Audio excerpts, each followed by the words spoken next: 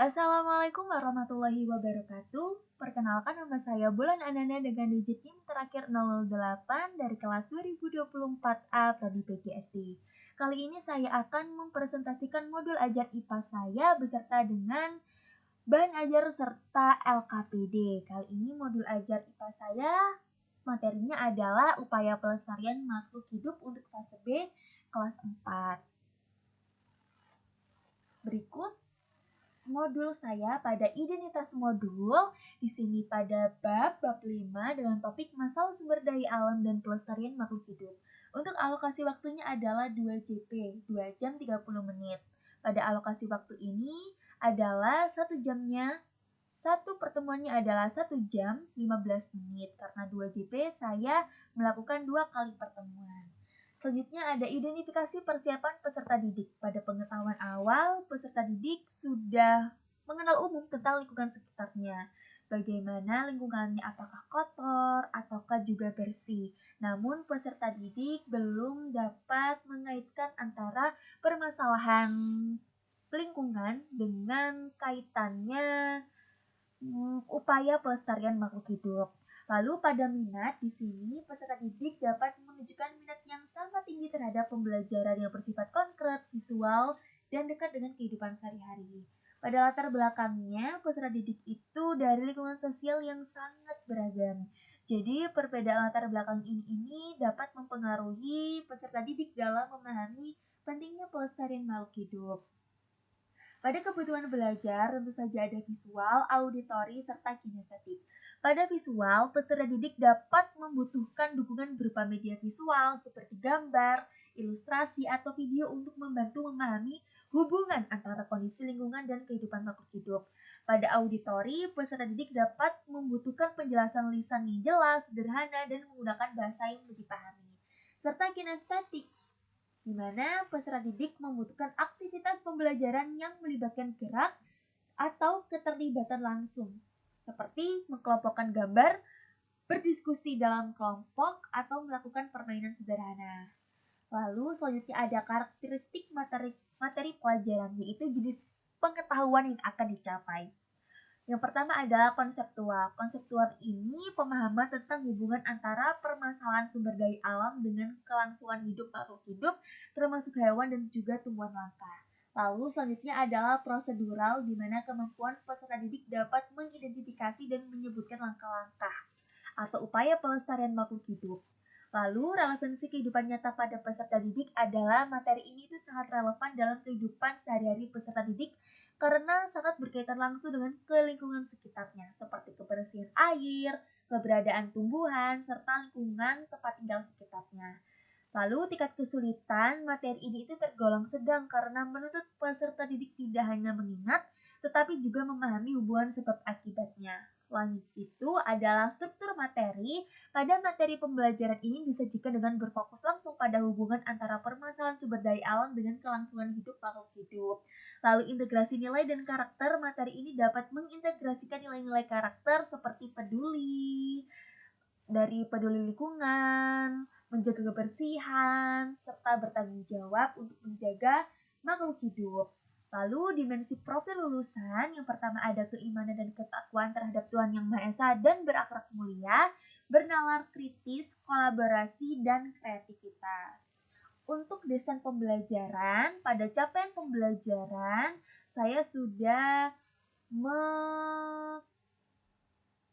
melakukan semua. Maksudnya adalah mengcopy paste semua dari fase B dan mengbold atau menekankan pada materi saya, yaitu tentang mengklasifikasikan ragam bentang alam dan keterkaitan dengan profesi masyarakat, ragam budaya, serta upaya untuk melestarikannya. Yang saya akan pelajari pada modul ini adalah tentang upaya untuk melestarikannya. Nah, setelah itu tujuan pembelajarannya di mana peserta didik dapat menganalisis hubungan antara permasalahan sumber daya alam dan keberlangsungan hidup makhluk hidup termasuk hewan dan juga tumbuhan langka. Yang kedua, peserta didik dapat mengidentifikasi upaya pelestarian sumber daya alam dan makhluk hidup beserta contoh tindakannya dalam kehidupan sehari-hari.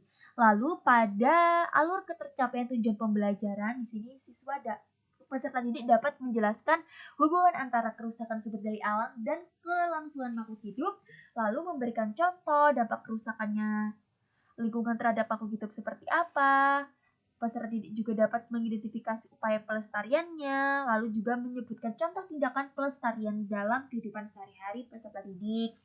Lalu pada keterampilan proses yaitu mengamati, mengklasifikasi, menafsirkan, mengomunikasi, serta mengevaluasi. Untuk lintas disiplin ilmu ada pada Mato Bahasa Indonesia, PPKN, serta seni budaya dan keterampilan. Nah, untuk topik pembelajaran kontekstual, di sini permasalahan lingkungan di sekitar peserta didik, seperti sampah, pencemaran air, penebangan pohon, dan lain sebagainya. Untuk kerangka pembelajaran, yang pertama ada praktik pedagogik. Model pembelajaran pada modul ini yaitu PBL dan juga PJBL, yaitu yang pertama adalah problem based learning, yaitu pembelajaran berbasis masalah, serta pembelajaran berbasis proyek. Nah, untuk pendekatan ini yang menggunakan pendekatan pembelajaran mendalam pada bermakna, berkesadaran, dan juga menggembirakan yang saya sajikan sebagai berikut.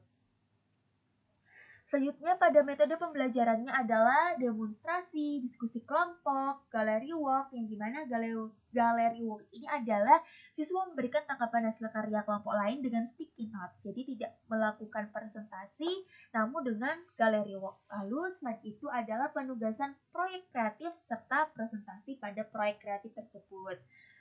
Selanjutnya adalah strategi pembelajaran berdiferensiasi. Pada diferensiasi ini adalah ada konten, proses, dan juga produk. Untuk konten, materi awal disajikan lewat PPT dan video. Lalu pada proses ini pada fase kelompok memungkinkan peserta didik ini saling membantu, seperti lebih cepat bisa langsung menulis alasan lebih dalam atau butuh waktu bisa berdiskusi terlebih dahulu. Pada produknya adalah membuat poster bebas. Di sini peserta didik berekspresi sesuai minat dan kemampuan visualnya. Lalu pada kemitraan pembelajaran, yang pertama ada lingkungan sekolah, yaitu guru sebagai fasilitator serta teman sebaya dalam kelompok sebagai mitra diskusi. Lingkungan luar sekolah atau masyarakat, di sini konten poster bisa dikaitkan dengan kampanye lingkungan nyata, misalnya mengacu gerakan tanaman pohon, kebijakan daerah soal sumber daya alam. Jadi siswa sadar bahwa karya mereka itu relevan bagi masyarakat. Untuk mitra digitalnya adalah sumber video atau gambar online ditampilkan di PPT lewat Canva. Selain itu ada kuis interaktif yang juga dilakukan pada Canva. Untuk lingkungan belajarnya ada pada ruang fisik, yaitu kelas yang mendukung kerja kelompok. Jadi mejanya itu digeser untuk membentuk sebuah kelompok, karton dan kartu sebagai media penugasan proyek, LCD dan proyektor yang telah disiapkan, dan alat tulis. Lalu ruang virtualnya adalah PPT dan video sebagai pintu masuk materi serta kuis interaktif. Lalu gaya belajarnya adalah kolaboratif, eksploratif, bebas berekspresi. Selanjutnya adalah pengalaman belajar. Pengalaman belajar yang pertama ada pada pertemuan pertama, yaitu topik pertama tentang hubungan masalah sumber daya alam dengan pelestarian makhluk hidup. Untuk kegiatannya ada 15 menit, di mana guru menanyakan salam, berdoa, melakukan presensi kehadiran, menanyakan pemantik seperti apakah kalian pernah melihat sungai di sekitar rumah kalian terlihat kotor atau banyak sampah, apa yang akan terjadi pada makhluk hidup di sungai itu, dan apa yang kalian rasakan. Jadi siswa terbantu dengan adanya pertanyaan kehidupan sehari-hari mereka. Lalu peserta didik dapat menyampaikan pendapatnya secara lisan. Dan guru dapat menyampaikan tujuan pembelajaran dan alur kegiatan hari ini. Pada hal ini adalah kegiatan ini selama 50 menit. Yang pertama, guru menampilkan PPT tentang permasalahan sumber daya alam. Guru juga memutar video YouTube. Lalu guru mengajukan pertanyaan lisan untuk mengecek pemahaman awal. Lalu guru melakukan pengorganisasian peserta didik, yaitu untuk melakukan sebuah proyek, yaitu membagikan kartu masalah sumber daya alam, dan kartu upaya pelestarian kepada tiap kelompok. Lalu guru menjelaskan instruksi tugas yang nanti juga akan ditampilkan di PPT, yaitu mencocokkan kartu masalah dengan kartu upaya pelestarian yang tepat, menempelkannya di karton, lalu menuliskan alasan pemilihan di bawah setiap pasangan kartu. Lalu peserta didik berdiskusi dalam kelompok pada proyek tersebut, Lalu peserta didik dapat menempelkan kartu tersebut pada karton dan guru dapat berkeliling untuk membimbing dan memberikan pertanyaan pemancing. Selanjutnya adalah karton hasil kerja kelompok itu ditempel di dinding atau diletakkan di atas meja masing-masing. Lalu peserta didik melakukan gallery walk, yaitu berkeliling mengamati hasil kerja kelompok lain.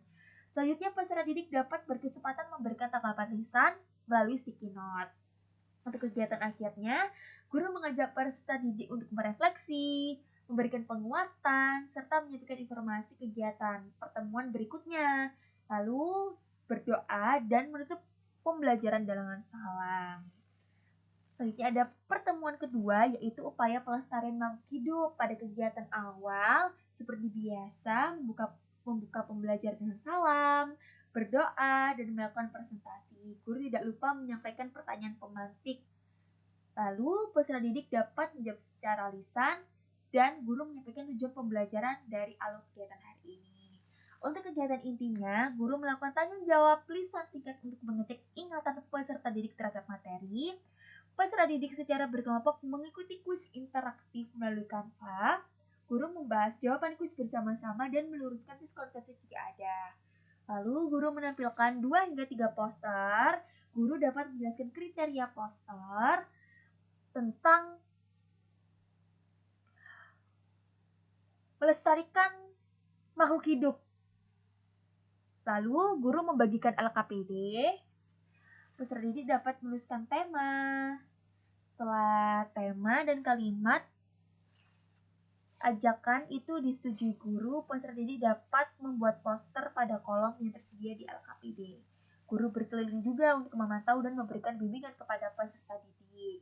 Nah, untuk kegiatan akhirnya, seperti biasa, peserta didik mengumpulkan poster yang pertama, lalu guru mengajak merefleksi dan mengapresiasi atas semangat dan kreativitas peserta didik. Dan ketua kelas dapat memimpin doa untuk penutup, lalu guru menutup pembelajaran dengan salam. Pada asesmen pembelajaran, di mana asesmen awal ada pertanyaan pemantik dan juga tanya jawab lisan. Lalu untuk asesmen formatif seperti kegiatan tempel kartu berkelompok dan juga kuis berkelompok. Untuk kegiatan tempel kartu berkelompok itu ada pada pertemuan pertama dan juga kuis berkelompok itu ada pada pertemuan kedua. Nah, asesmen sumatif ini adalah membuat poster layanan masyarakat yang dilakukan pada pertemuan kedua. Lalu juga ada pengayaan dan juga remedial. Untuk pengayaan menyebutkan 3 masalah lingkungan yang berbeda di sekitar peserta didik dan memberikan masing-masing satu solusi, serta remedial menyebutkan slogan yang ada di sekitar peserta didik lalu menjelaskan fungsi dari slogan tersebut. Lalu untuk refleksi sebagai berikut, refleksi peserta didik dan juga refleksi pendidik. Berikut adalah lampiran dan juga daftar pustaka. Nah, selanjutnya kita akan ke bahan ajar serta LKPD. Nah, untuk bahan ajarnya yang pertama saya akan memberikan bahan ajar pada PPT. Bahan ajarnya adalah PPT dari Canva. Nah, yang pertama untuk set pertama, di mana guru sudah melakukan pertanyaan pemantik dan di mana peserta didik sudah melakukan pertanyaan diskusi pada pertanyaan pemantik seperti berikut. Apa yang terjadi jika makhluk hidup di sungai kotor? Apa yang kalian rasakan? Apa yang harus kita lakukan? Seperti itu. Lalu peserta didik dapat menjawab pertanyaan pemantik itu secara lisan. Setelah pertanyaan pemantik, guru melakukan penyampaian tujuan pembelajaran hari ini. Setelah menyampaikan tujuan pembelajaran, baru masuk ke sebuah materinya, di mana kita akan membahas tentang pengaitan antara permasalahan sumber daya alam dengan upaya pelestarian makhluk hidup. Nah, pertama peserta didik dapat memperhatikan 2 gambar ini, lalu peserta didik berdiskusi bersama-sama secara lisan. Bagaimana penyebabnya, apa dampaknya bagi makhluk hidup. Setelah diskusi, peserta didik juga dapat memperhatikan video YouTube yang sudah disajikan oleh guru. Jadi, siswa atau peserta didik sudah melakukan pengamatan dari diskusi dan juga video yang telah mereka amati. Setelah itu, Peserta didik mendengarkan penjelasan guru tentang hubungan sumber daya alam tentang makhluk hidup sebagai berikut. Jadi intinya pada keterkaitannya adalah kerusakan lingkungan adalah masalah pada sumber daya alam yang dapat mengganggu kehidupan makhluk hidup. Lalu dampak kerusakan lingkungannya, setelah itu makhluk hidup yang terancam. Mohon maaf, ini belum